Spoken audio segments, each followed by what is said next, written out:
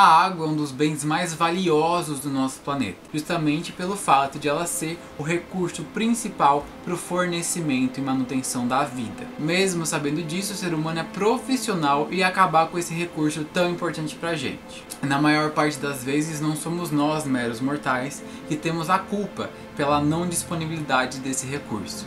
Em sim, grandes empresas que acabam poluindo e consumindo muita água. E perante toda essa situação, uma pergunta deve ser feita: quanta água ainda nos resta?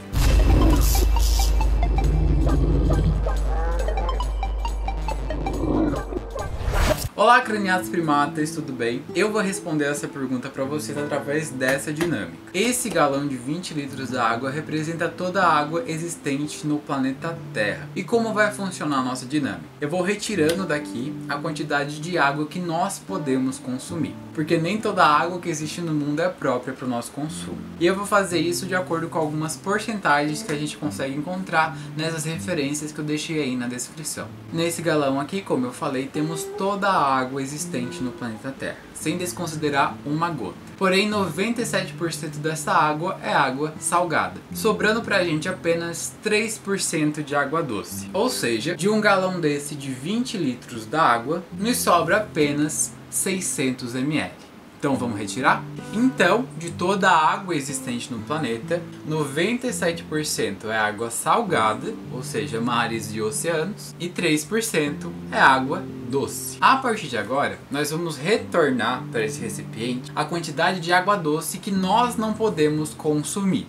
Ok? Que não está disponível para a gente. Esse 3% de água doce agora a gente vai transformar em 100%, ok? Para que a gente consiga ir tirando a quantidade que a gente precisa tirar para fazer a nossa análise. Desses 100% de água doce, 71% está congelada. E quando essa água derrete, ela se incorpora à água do mar e vira água salgada. Então agora nós precisamos tirar desse recipiente aqui 71% mais ou menos. Sobrando pra gente esse tanto aqui, 29% de toda a água doce possível de ser consumida pela gente. Depois nós temos mais outro débito a ser feito, que é 18% dessa água que está em depósitos subterrâneos. Por conta disso, como não é uma água acessível, a gente não pode botar nessa contabilização. Então vamos tirar mais 18% aqui de dentro. Retiramos então o 18% aqui de dentro. Agora nós temos que fazer mais um débito, que é de 4%.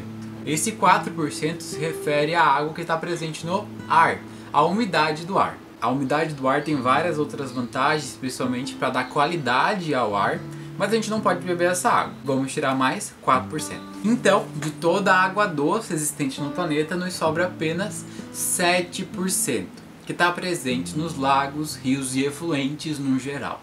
De toda essa água que nós temos aqui, que está disponível para o nosso consumo, apenas 0,02% dela está própria para o consumo. Justamente porque boa parte dessa água está poluída, extremamente poluída, por diversas ações humanas diferentes. Então, basicamente, a água que nos sobra está num grau de poluição gigantesco, que acontece justamente por conta de uma diversidade de atividades humanas extremamente irresponsáveis. São várias as atividades humanas que tornam a nossa água imprópria para o consumo. Dentre elas, nós temos, por exemplo, a falta de saneamento básico em países em desenvolvimento. A ONU estipula que em torno de 95% a 70% de todo esgoto que sai das casas de países em desenvolvimento vai diretamente, sem qualquer tipo de tratamento, para os rios, lagos e efluentes no geral. E isso é um grande problema, porque em torno de 2,3 bilhões de pessoas no mundo inteiro, incluindo pessoas aqui no Brasil, uma grande quantidade de pessoas aqui no Brasil, não tem acesso a saneamento básico, que basicamente é acesso a esgoto tratado e água tratada. Segundo o conjunto de monitorização da OMS sobre saneamento e tratamento de água, em torno de 1,8 bilhões de pessoas no mundo tomam água com presença de fezes humanas. E isso acaba sendo refletido em uma quantidade enorme de problemáticas, tanto de saúde quanto problemáticas sociais. Um exemplo dessas grandes problemáticas é o aumento da mortalidade infantil. Doenças como a diarreia infantil acabam matando matando por ano em torno de 1,5 milhões de crianças no mundo todo, simplesmente por não haver saneamento básico, água potável e educação básica de higiene para essas crianças. E o pior de tudo é que as grandes autoridades não fazem isso porque é algo caro, porque não é. A criação de saneamento básico é uma coisa extremamente lucrativa para a autoridade ou para o governo que for fazer aquilo. Justamente porque a cada $1 investido em saneamento básico, retorna em torno de $9 para a instituição que fez aquele recurso. Sendo assim, as grandes autoridades só não fazem isso que tem que fazer por falta de interesse. E isso acaba gerando uma diversidade de mazelas sociais, porque os grupos que são mais afetados pela falta da água são justamente os grupos minoritários. Aqueles grupos que são segregados da sociedade, que não têm a mesma oportunidade que os grupos que estão acima na sociedade, como eu, que sou uma pessoa branca, cis e de classe média. Além do próprio saneamento básico, nós temos algumas das principais atividades que consomem e poluem a água no nosso planeta. Em primeiríssimo lugar, nós temos a agricultura e pecuária. A agricultura, ela gasta muita água para irrigação e para a produção de carne de gado principalmente. Nós temos em torno de 70% de toda a água disponível aos seres humanos para consumo do planeta sendo utilizada para esse setor. Para você ter uma ideia, essa água é utilizada principalmente para irrigação e quando você, por exemplo, come um bife de 150 gramas, é o equivalente a você ter tomado 15 banhos de 30 minutos. Isso para um bife de 150 gramas. Agora calcule para um boi inteiro de 300 quilos. E multiplique isso de novo por em torno de 19 bilhões de cabeças de gado que existe no mundo. É muita água sendo utilizada. Além disso, quanto à poluição, nós temos uma diversidade gigantesca de poluentes que são gerados dessa indústria. Na parte da agricultura, nós temos principalmente a contaminação dos lençóis freáticos de influentes no geral, por conta da grande quantidade de agrotóxicos. Muitos deles até que matam abelhas, extremamente fundamentais para os nossos ecossistemas. Além também do fato de que a agricultura no geral desmata demais, o que ajuda também a acabar com o regulamento do ciclo da água e não dá mais o fornecimento de água que a gente precisa. Na pecuária, nós temos uma poluição muito gigantesca por conta de dejetos desses animais, que na maior parte das vezes, tanto sangue, urina quanto as fezes são jogados diretamente nos lagos e rios, além da própria colaboração desse setor para o aumento do aquecimento global.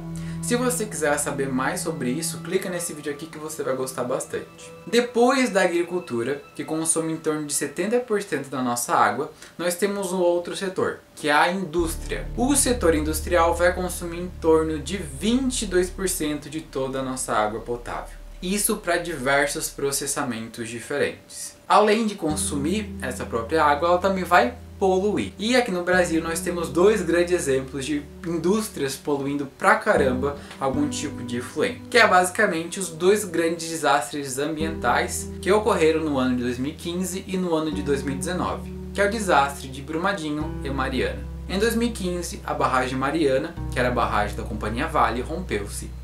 E em 2019 foi a vez da barragem de Brumadinho. Ambas essas barragens continham uma quantidade gigantesca de metais pesados que foram basicamente depositados inteiros, bilhões e bilhões de toneladas, em rios. E isso acabou tornando inviável o consumo da água desses rios para qualquer atividade humana, inclusive matando uma diversidade ecossistêmica que estava nesse ambiente. E agora nós tivemos 70% do consumo da agricultura e pecuária e 22% da indústria. E isso soma 92% de toda a água existente no planeta. Sobrando então 8%. E esse 8% basicamente é o que nós, meros mortais, consumimos em atividades como banho, preparo de alimentos e consumo próprio. Olhando isso, você consegue perceber uma coisinha?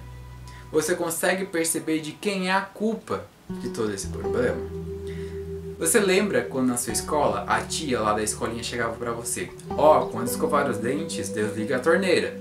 Ó, quando for tomar banho, tome de 5 minutos. Use pouca água. E assim vai. Ela estava colocando a culpa em nós, meros mortais, de consumir toda a água do planeta. Mas uma coisa que não é considerada é que são essas grandes indústrias agropecuárias, pecuárias, indústrias no geral, que gastam toda a água no planeta. E que se essas indústrias não fizerem nada Para mudar essa situação, esqueça os banhos mais curtos. Basicamente, nós temos que fazer a nossa parte sim, devemos fechar a torneira enquanto escovamos os dentes. Precisamos tomar banho mais curtos e mais uma outra diversidade de coisas que diminuem o nosso consumo da água, porque a água é pouca.